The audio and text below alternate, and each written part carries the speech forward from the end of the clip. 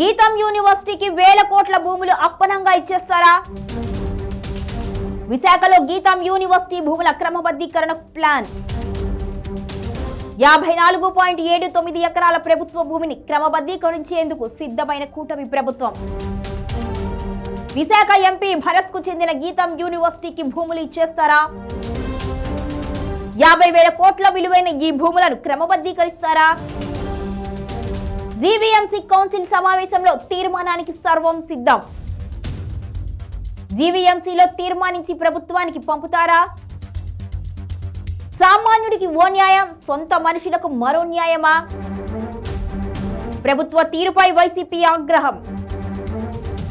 ఓవైపు తెలంగాణలో కోట్ల రూపాయల విద్యుత్ బకాయిలు, కరెంటు బిల్లులు కట్టని గీతం యూనివర్సిటీ. కరెంటు బిల్లులు కట్టని గీతం యూనివర్సిటీకి వేల కోట్ల భూముల క్రమబద్ధీకరిస్తారా? ఆంధ్రప్రదేశ్ లో కూటమి ప్రభుత్వం అనుసరిస్తున్న ద్వంద్వ నీతిపై తీవ్ర విమర్శలు వ్యక్తమవుతున్నాయి. ఒక సామాన్యుడు కరెంటు బిల్లు కట్టకపోతే కనెక్షన్ కట్ చేసే అధికార యంత్రాంగం వేల కోట్ల రూపాయల విద్యుత్ బకాయిలు ఉన్న గీతం యూనివర్సిటీకి మాత్రం రెడ్ కార్పెట్ పరుస్తోంది. విశాఖపట్నంలోని ఋషికొండ ప్రాంతంలో ఉన్న సుమారు 54.79 ఎకరాల ప్రభుత్వ భూమిని గీతం యూనివర్సిటీకి క్రమబద్ధీకరించేందుకు ప్రభుత్వం రంగం సిద్ధం చేయడం చర్చనీయాంశంగా మారింది. మార్కెట్ విలువ ప్రకారం సుమారు 5,000 కోట్ల రూపాయల విలువ చేసే ఈ భూములను నిబంధనలకు విరుద్ధంగా కారు చౌకగా కట్టబెట్టేందుకు జీవీఎంసీ కౌన్సిల్ ద్వారా తీర్మానం చేసేందుకు ప్రయత్నాలు జరుగుతున్నాయి. సొంత పార్టీ ఎంపీకి చెందిన యూనివర్సిటీ కావడంతోనే ప్రభుత్వం ఈ స్థాయిలో ఉదారత ప్రదర్శిస్తుంది అని, ఇది పక్కా భూదోపిడీ అని విపక్షాలు ఆరోపిస్తున్నాయి. ప్రభుత్వ భూముల రక్షణే ధ్యేయము అని చెప్పే కూటమి ప్రభుత్వం విశాఖ ఎంపీ భరత్ కు చెందిన గీతం యూనివర్సిటీ విషయంలో మాత్రం నిబంధనలను పక్కన పెట్టేస్తోంది. ఋషికొండ వంటి అత్యంత ఖరీదైన ప్రాంతాల్లో ఉన్న 54 ఎకరాలకు పైగా ప్రభుత్వ భూమిని క్రమబద్ధీకరించేందుకు జీవీఎంసీ కౌన్సిల్లో తీర్మానం ప్రవేశపెట్టడం వెనుక భారీ కుట్ర దాగి ఉంది అని విమర్శలు వస్తున్నాయి. ఇక సామాన్యుడు అంగుళం భూమి ఆక్రమిస్తే జేసీబీలతో కూల్చివేసే అధికార యంత్రాంగం వేల కోట్ల విలువైన ప్రభుత్వ ఆస్తులను ఒకే ఒక్క తీర్మానంతో ప్రైవేట్ సంస్థకు ఎలా ధారాదత్తం చేస్తుంది అని ప్రజలు ప్రశ్నిస్తున్నారు. ఇది పారదర్శక పాలన లేక బినామీల ప్రయోజనాల కోసమా అనే చర్చ ఇప్పుడు మొదలైంది.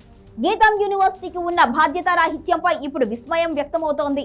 పొరుగు రాష్ట్రం తెలంగాణలో గీతం సంస్థలు కోట్లాది రూపాయల విద్యుత్ బిల్లులను బకాయి పడ్డాయి. కనీస కరెంటు బిల్లులు చెల్లించలేని స్థితిలో ఉన్నారా లేక కట్టకూడదు అనే మొండి వైఖరా అన్నది పక్కన పెడితే అటువంటి సంస్థకు ఆంధ్రప్రదేశ్ ప్రభుత్వం వేల కోట్ల విలువైన భూములను అప్పనంగా ఇవ్వడానికి ఎందుకు ఉత్సాహం చూపిస్తోంది? విద్యుత్ బకాయిలను వసూలు చేయడంలో విఫలమైన సంస్థలు ప్రభుత్వ భూములను మాత్రం తమ ఖాతాలో వేసుకునేందుకు ప్రయత్నించడం అన్యాయము అని మేధావులు మండిపడుతున్నారు.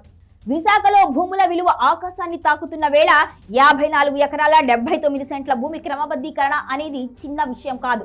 దీని విలువ బహిరంగ మార్కెట్లో 5,000 కోట్ల రూపాయల వరకు ఉంటుంది అని అంచనా.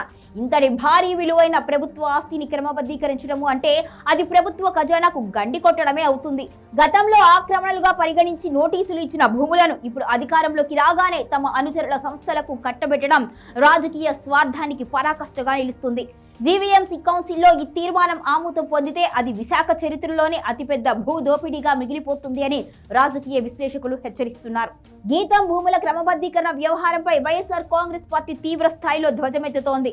ప్రభుత్వ ఆస్తులను ప్రైవేట్ సంస్థలకు, ముఖ్యంగా అధికార పార్టీ నేతలకు అప్పనంగా పంపిణీ చేయడాన్ని తాము అడ్డుకుంటాము అని వైసీపీ నేతలు స్పష్టం చేస్తున్నారు.